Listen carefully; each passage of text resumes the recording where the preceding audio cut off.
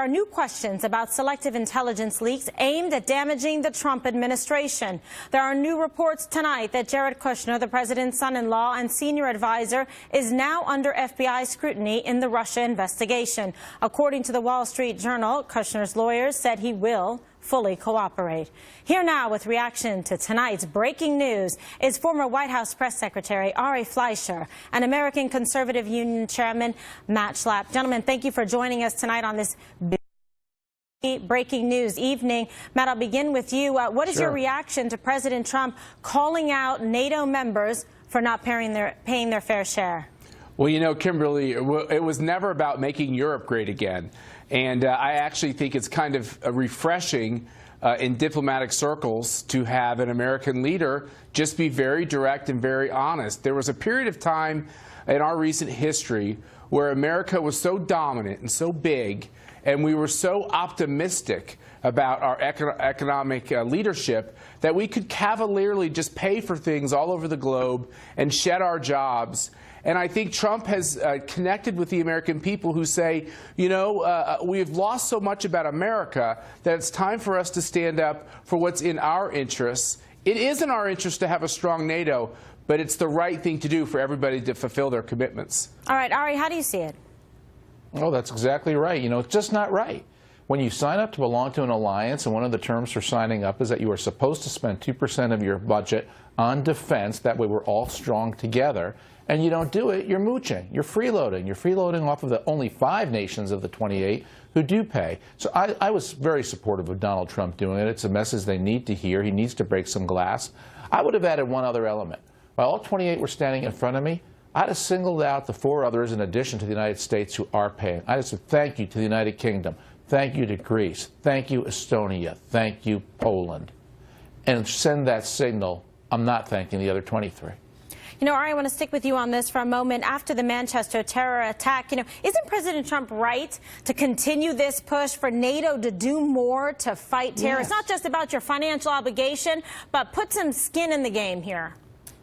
Absolutely right. Think about how all of a sudden the military flooded the streets throughout the United Kingdom after this happened. And the UK does spend 2% or more on defense.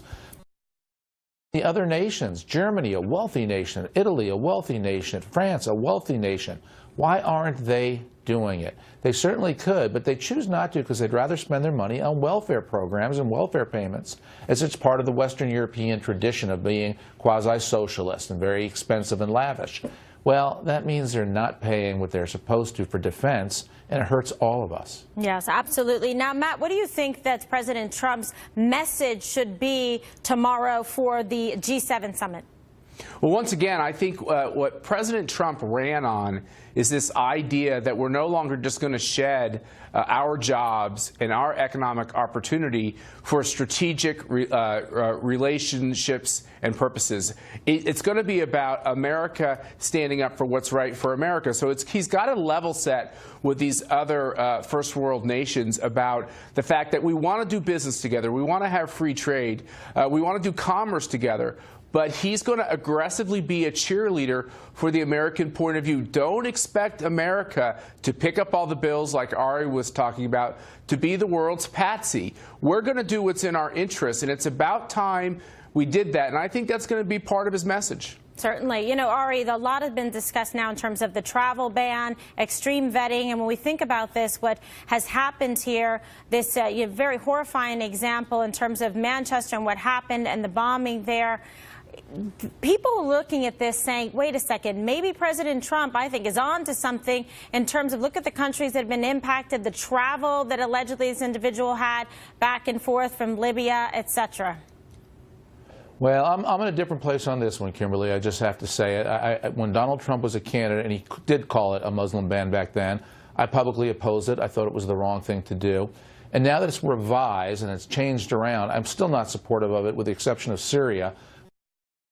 No government. We can't possibly vet who's coming because there's no infrastructure to check some of these names. But for most of those other nations, I don't like that approach. I would much rather keep America being the nation that other nations, other people want to come to, and we can vet them, we should vet them, but I want America to be the nation that's the light of the world, the best nation on earth. People would want to come here, and that would include Muslims. So I'm in a different spot on that. I think you can vet, and you can do it in a way that protects our country. Okay, but what about the commitment here to national security, Matt, in terms of making sure that this is a place, yes, this is a nation of immigrants. We've all come from different countries, our parents working, trying to come here, come to the country legally, law-abiding, and Ari's making the point essentially for the other side, which is how can you trust countries when they know they can't even determine the true identity of a person trying to come over with falsified documents? We want to be compassionate, and we want to make sure that this is a land of opportunity, but it also must be a nation of laws. Amen, Kimberly. Here's the thing, which is America is the greatest country on the globe, and I want us to be a welcoming country. It doesn't do us any good when we destabilize our security because in the interest of some positive notion, we allow people in who could be jihadists. And I think that's what's the bottom line here, which is you have an out-of-control liberal court system which too often puts its values instead of the constitutional values on these decisions. And the fact is this, they're using President Trump's rhetoric on the campaign, which Ari alluded to, got pretty fiery in this topic, but they're using his rhetoric on the campaign to make this unconstitutional when they're not looking at the words in the law. The words in the executive order are clearly constitutional, and it's wrong for them to try to stop this and to make politics out of it. It's why people are so frustrated with government. Frustrated also with legislating from the bench, politicizing and putting ideology ahead of the rule of law like we've seen with the Ninth Circuit. I'm very familiar with them, having come from San Francisco. But all right, let me switch tacks here in terms of talking about leaks. Tremendous frustration in this country about the leaks. We got in big trouble here with one of our strongest and most important allies with the UK here in terms of leaks there, back and forth with the intelligence community. Why is this happening with this administration in a way that we have not seen before? Well, there's two types of leaks going on here. There are the positional leaks among White House aides to bolster their own identity or positions, which are debilitating. I can't understand how and why people would do that. Matt and I never would do that in the Bush administration. Sure. And then there are the national security leaks that are designed. Absolutely, we would have been. And then the national security leaks that are coming from agencies, the State Department, the president's phone calls, the president's meetings with people. These are designed to hurt the president. But these national security leaks are particularly pernicious. What's come out now that's hurting our ally, the United Kingdom, should never, ever happen. And you'd think people would be smart enough and know better.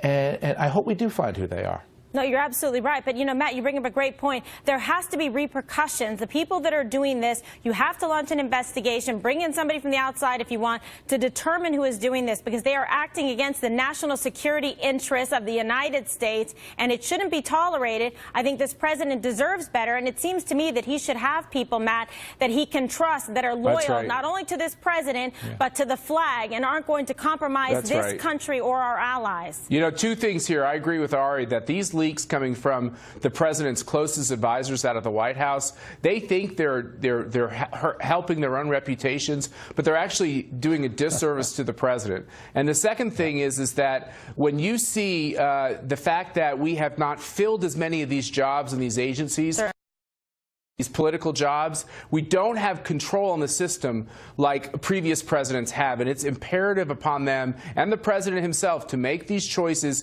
And we only need 50 votes in the Senate now. Let's push through. Let's get control of the bureaucracy, and let's fight back. Absolutely. Real quick, Ari, get your thoughts just in terms of the late-breaking news about Jared Kushner. Well, you know, I think Bob Mueller is going to pull his hair out, and he's going to start firing people on this investigative team if that's their style. Bob Mueller will never put up with this, the new head, the former head of the FBI, and the person leading the investigation.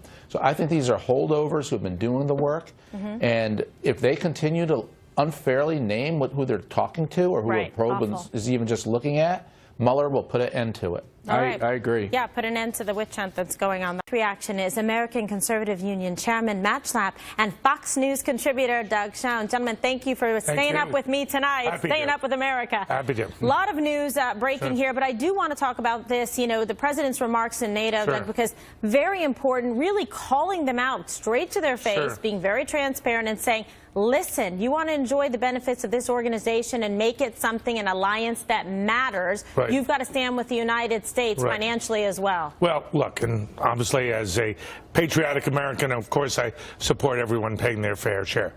But Kimberly, look, he did not reinforce Article 5, which says that an attack on one nation is an attack on all of us.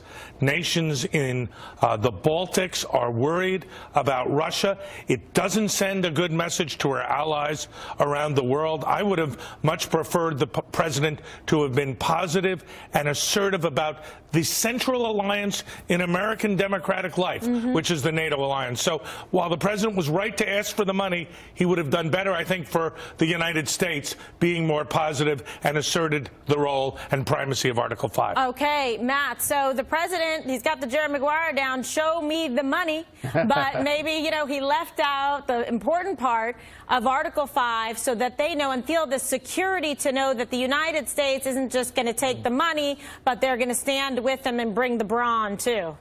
Yeah, look, he didn't get into the legalese, but he did reiterate the fact that these are important relationships and America will be there. And I think it was important for him to not be two-faced about this very important issue of them paying their fair share. Look, this is a big shift in how America engages its allies and engages the world, where we're just not going to be cavalier about the fact that the American taxpayer can always pick up the tab, or that the American economy can shed jobs because of strategic relationships around the globe. He is a champion for the American taxpayer and the American worker, and I think it comes with some awkward moments. There was a lot of awkward moments, it seemed like, at these events, and you know, I think the American people are okay with that.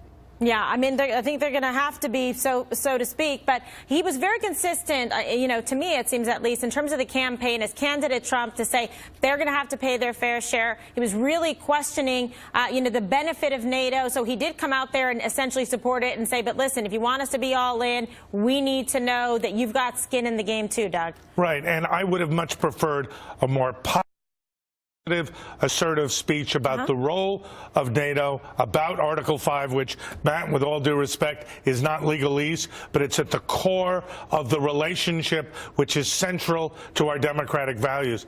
And candidly, Kimberly, I think it left a lot to be desired. And as a patriotic American, it's not that I'm angry, but I'm sad that we did not assert in a more positive and constructive role the 28 nations that I think are at the core of our defense. What about the messaging, real quick, Doug, in terms of the rest of the president's trip, his messages on terror, all great, drive them out, all that? All great. I was proud of what he did in Saudi Arabia, proud of the speech, and proud of how he got rid of much of the Obama doctrine, which I thought was very harmful. I say this as a Democrat who's nonpartisan. Certainly. We've got to be pro-NATO, pro-American values, and that's why part of what the president did was just great, others somewhat disappointing. All right, Matt, how do you call it? This has been a great trip. It came at a great time for the president. I do think he enjoyed playing this role of diplomat, representing our values overseas. He was true to his word about the type of leader he wants to be. And I think that there are images and messages coming out of this trip that are going to transform America's relationship with key regions, and I'm pretty excited about it. Yeah, it certainly was a compelling trip, very well executed, and just, you know, seeing him there, seeing him in Israel, seeing him in Saudi Arabia, and then with the pontiff, you know, very important. And how about Melania? Melania did a great job. Oh, my gosh, she smashed it. I love it. God bless her. Great First Lady.